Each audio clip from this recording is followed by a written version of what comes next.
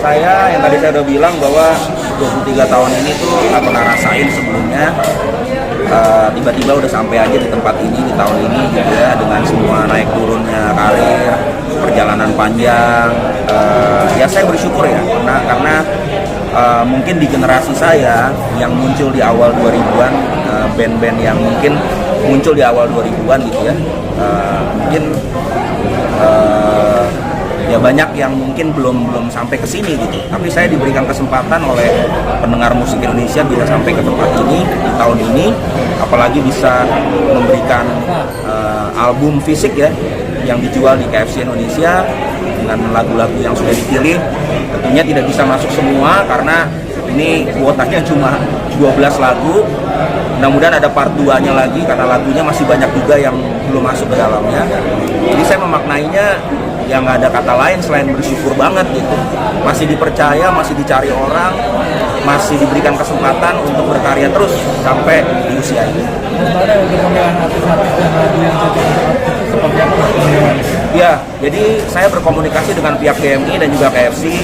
Pertama saya mengkurasi dulu lagu-lagu apa yang mau masuk album ini.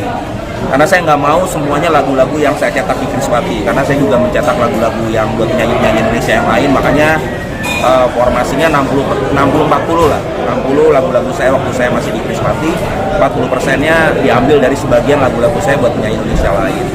Kemudian pemilihan penyanyi-penyanyi juga saya berdiskusi ya. Seperti tadi pada saat press conference, saya nggak sembarangan untuk milih siapa-siapa yang menyanyikan karena saya pengen ada output yang berbeda yang didengarkan orang di masa tahun 2022 ini dibanding dengan tahun yang aslinya dirilis. Kriterianya apa sih Mas milih teman-teman untuk gabung? Ya pertama hubungan baik ya, hubungan baik karena saya selalu mendasari dengan good relationship gitu ya. Yang pertama, yang kedua saya benar-benar mengkurasi ya. Pertama dari suara, yang kedua dari dia benar-benar suka nggak sama lagu-lagu saya, karena percuma memberikan kepada penyanyi yang sebenarnya nggak suka-suka banget sama lagu saya gitu kan, itu percuma lah buat saya. Jadi saya nggak mau bekerja hanya untuk uang saja, tapi ya, penyanyi itu harus benar-benar suka dengan karya saya. Yang ketiga, secara konsep harus berbeda dengan penyanyi asli. Makanya ada beberapa lagu-lagu yang dulu dibawain cowok saya ganti menjadi penyanyi cewek gitu. Ya soal suka atau nggak suka itu masalah selera, karena saya pikir sampai di tahap ini itu merupakan satu keajaiban buat saya. Tapi Mas Semi sendiri kan sebagai teman lama, kenapa nih namanya nggak dilibatkan? Ya karena ini kan tribute, ya kan.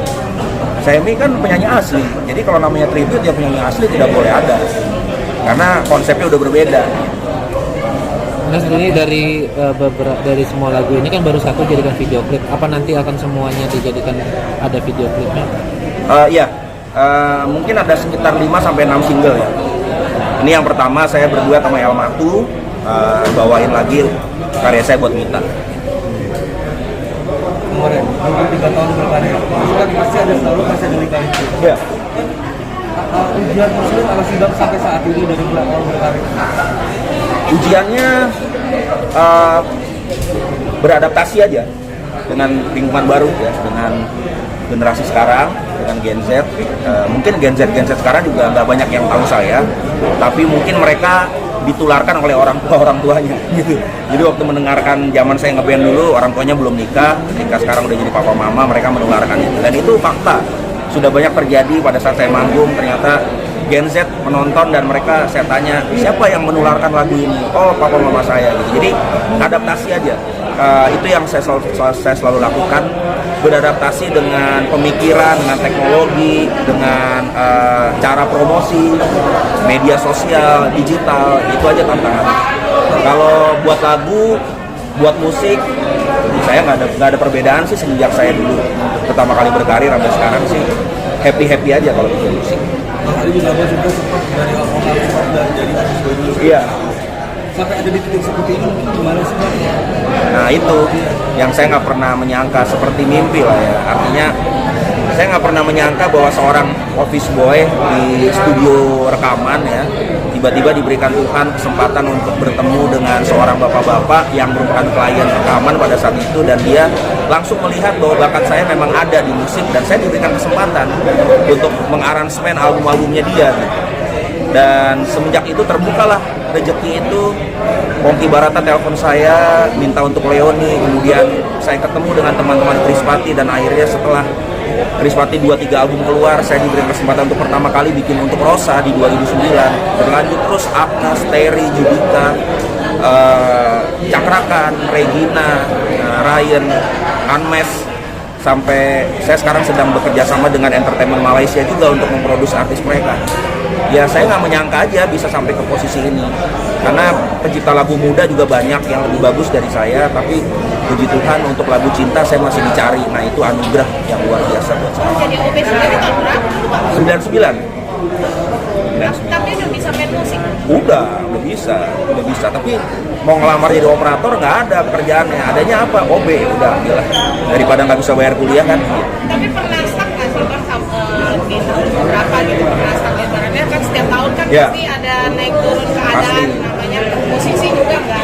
Lagi zaman pandemi. Pernah stuck nggak sih? Ya kalau stuck secara inspirasi pernah, tapi saya orangnya nggak pernah maksa kalau lagi stuck harus bikin lagu gitu. Itulah kenapa saya bilang saya kerja bukan untuk uang. Jadi nggak selamanya kerja itu untuk uang. Jadi kalau nggak bisa mencetak lagu bagus ya udah, nggak usah maksain diri. Nanti momennya akan datang lagi dan tiba-tiba ada lagu bagus lagi. Contohnya ya, waktu saya mengundurkan diri dari Krispati 2016, saya pikir karir saya akan berhenti. Tetapi ternyata Tuhan mengirimkan lagu Melamarmu di tahun 2017 melalui Badai Romantic Project. Itu second chance buat saya. Nah akhirnya ternyata lagu itu diminati sama Gen Z sekarang gitu. Kode-kode keras lewat YouTube, cover-cover YouTube segala macam. Itu kesempatan kedua buat saya. Nah buktinya hari ini kesempatan yang ketiga juga yang Tuhan kasih buat saya. Saya pikir karir saya akan berhenti, ternyata tidak. Ada album baru hari ini. Pernah jadi dosen juga? Apa? Jadi dosen. Dosen ya. 2014 sampai 2016 saya dosen di sekolah musik. Sekarang saya lagi dosen tamu di Universitas Pelita Harapan sampai Desember di Konservatorium of Music. Berat mana kenapa? Ya berat ngajar lah, karena bertanggung jawab sama generasi yang mau dicetakkan. Dan lebih beratnya karena Gen Z-nya nggak semua kenal saya, kan anak-anak muda sekarang.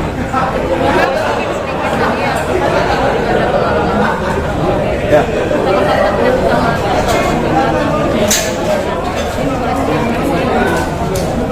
Iya, ya kenapa saya bilang itu pertolongan Tuhan ya? Karena saya jujur waktu jadi OB itu nggak ada ekspektasi apapun. Saya hanya mikir saya harus kelar kuliah.